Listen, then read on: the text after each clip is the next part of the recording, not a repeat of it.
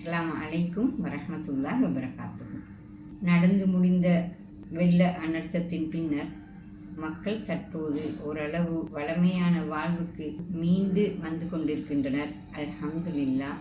அதற்காக பலரும் பல வகையில் உதவி புரிந்தனர். ஆண்கள், நிறைய இளைஞர்கள், பல நாடுகளில், இலங்கையிலும் பல பகுதிகளிலும் தெரிந்தவர்கள், தெரியாதவர்கள், பல பிரச்சனைகள், சிக்கல்கள், நோய்கள் வரக்கூடிய சாத்தியக்கூறுகள் இருக்கின்றன. இவ்வாறு எதனையும் பொருட்படுத்தாமல் களத்தில் இறங்கி மக்களின் கண்ணீர் துடைத்தனர்.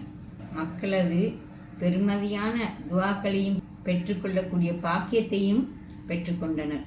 அதே நேரம் ஒவ்வொரு கட்டங்களிலும் மக்களுக்கு என்னென்ன தேவைப்படுகின்றன என்பதனை கண்டுணர்ந்து அவர்களுக்கான உதவிகள் வழங்கப்பட்டு வந்தன. அதாவது ஆரம்பத்தில் சாப்பாடு முக்கியமாக இருந்தது.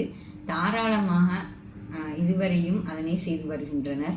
அதே போல்தான் வெள்ள நிவாரண உதவிகள் பலரும் பல நாடுகளில், இலங்கையிலும் வெளிநாடுகளில் இருந்தும் இவ்வாறு மிகவும் பாரியளவிலான வேலை திட்டங்கள் நடந்து கொண்டு இருக்கின்றன. இவர்கள் அனைவருக்கும் அல்லாஹ் ஈருலகிலும் நட்பாக்கியங்களை வழங்க வேண்டும் என பிரார்த்தித்துக் கொள்கின்றோம்.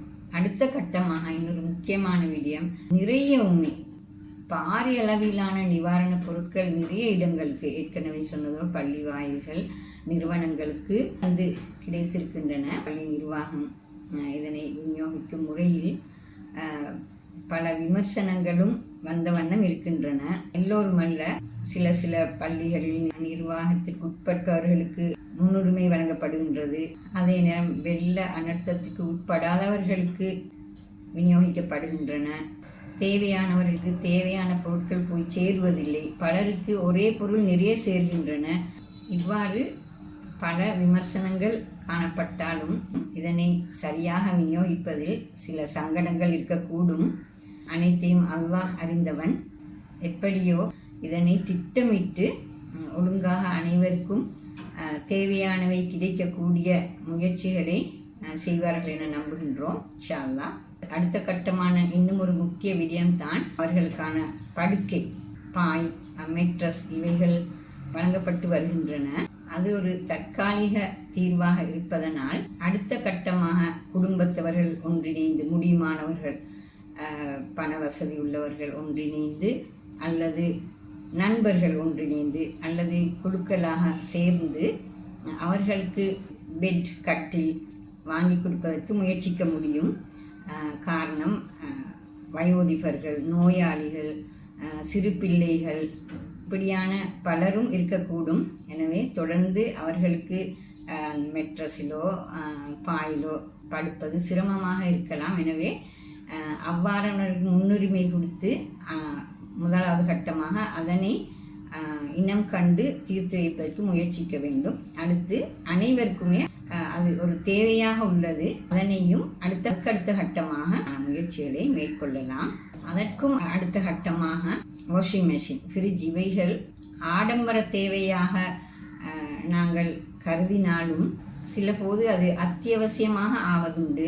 உதாரணமாக தற்போதைய நிலைமைகளில் பலருக்கு துணி துவைப்பதற்கு மிகவும் கஷ்டமாக இருக்கக்கூடிய நிலைமைகள், அதாவது பாத்ரூம் போன்றவை ஒழுங்கான சீராக இல்லாமல் இருப்பதனால், அவர்களுக்கு மாற்றி அணிவதற்கு உடையும் கஷ்டமாக இருப்பதனால், பல பகுதிகளில் மழை தூறலாகவும் இருந்து கொண்டிருப்பதனால் அவர்களது துணியை உடனுக்குடன் கழுவி ட்ரையல் பண்ணி காய வைத்து இருக்கக்கூடிய நிலையிலும் இருந்து கொண்டிருக்கின்றனர். எனவே சிறிய அளவிலாவது யாருக்கும் முதலில் அத்தியாவசியமான தேவையாக இருக்கின்றதோ அவர்களுக்கு முன்னுரிமை கொடுத்து அதனை வாங்கி கொடுக்க முடியும். அதேபோல் ஃப்ரிட்ஜும் தொடர்ந்து ஆக்கி கொண்டிருக்க முடியாத கேஸ் பிரச்சனைகள், சிலிண்டர்கள் இல்லாமல் இப்படியான நிலைமைகள் இருப்பதனால் அவர்களுக்கு சமைத்து வைத்து கொண்டு சாப்பிடக்கூடிய வகையில் தற்போது இருப்பதை அவதானிக்க முடிகின்றது. அதே நேரம் அடுத்து நோன்பு காலம் வருவதனாலும் இவ்வாறு பாதிக்கப்பட்டவர்கள் நிறைய சாப்பாடுகள் ஃப்ரிட்ஜில் வைத்து சாப்பிடக்கூடிய வகையில் உதவிகள் கிடைக்கக்கூடும். அப்போது அவர்களுக்கு அந்த நோன்பு காலத்தில் அதனை ஃப்ரிட்ஜில் வைத்து சாப்பிடுவதற்கும் உதவியாக இருக்கும். எனவே கட்டமாக முடியுமான அளவு இயன்ற மாதிரி சேர்ந்து இவ்வாறான விடயங்களையும் அடுத்தடுத்த கட்டமாக ஆண்களுக்கான தொழில் வாய்ப்புகளை மறுசீரமைத்தல் படிப்படியாக செய்து வர முடியும். அவர்கள் வளமையான வாழ்வுக்கு திரும்புவதற்கு ஒரு காலம் எடுக்கும். இன்ஷா அல்லாஹ் அதுவரையிலும் முடியுமானவர்கள் தொடர்ந்து அவர்களுக்கு உதவிகளை செய்து வர வேண்டும். கடைசியாக நிவாரணப் பொருட்கள் சேர்ப்பதற்கு முயற்சிக்கும் சிலர் இருக்கின்றனர். இதன் பிறகு பொருட்கள் சேர்ப்பதை விட பணத்தை கொண்டு அவர்களுக்கு முக்கியமாக என்ன தேவைப்படுகின்றன என்று வீடு வீடாக சென்று கவனித்து அதனை செய்வது மிகவும் சிறந்தது. இதனை பெண்கள் செய்ய முடியுமாக இருந்தால் இன்னும் சிறந்ததாக இருக்கும். ஏனென்றால் வீட்டை நிர்வகிப்பது பெரும்பாலும் பெண்கள். அவர்களுக்குத்தான் என்ன குறைபாடுகள் இருக்கும் என்பதனை சொல்ல முடியுமாக இருக்கும். அதற்கும் தற்போது பள்ளிகளிலோ ஏனைய நிறுவனங்களிலோ உள்ள பொருட்களை அவசரமாக திட்டமிட்டு குறிப்பிட்ட காலத்துக்குள் கொடுத்து முடித்துவிட்டால் இந்த பணியையும் முன்னெடுப்பதற்கு வசதியாக இருக்கும்.